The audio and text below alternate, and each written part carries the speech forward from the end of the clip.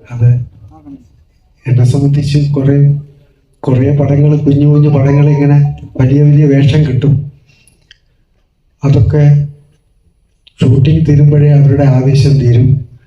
അപ്പോൾ പലരിലും എത്താതെ പോകും.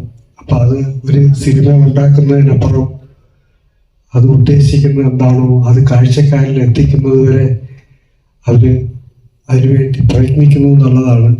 അത് പലയിടത്തും കാണാൻ പറ്റാത്ത കാര്യമാണ്. അത്രയും ഊർജ്ജമുള്ളൊരു ടീമിൽ വന്നു ചേർന്നതിൽ ഞാൻ ദൈവത്തോട് പ്രാർത്ഥിക്കുന്നു. എല്ലാവർക്കും നന്ദി. ഞാനല്ല, അതിൽ കഷ്ടപ്പെട്ട ഒരുപാട് പേരുണ്ട് എൻ്റെ കൂട്ടത്തിൽ. അതിൽ ഏറ്റവും അധികം ജോൺ ബോൾജി തന്നെ ആയിരിക്കും.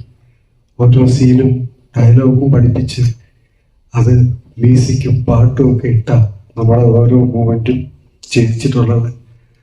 അതുകൊണ്ട് ഇപ്പോൾ കാണുമ്പോൾ ഉള്ള ആ ഒരു മൂഡ് തന്നെ അഭിനയിക്കുമ്പോൾ നമുക്ക് ക്രിയേറ്റ് ചെയ്ത് തരുമായിരുന്നു. ഞാൻ അദ്ദേഹത്തോട് വളരെ നന്ദി പറയുന്നു.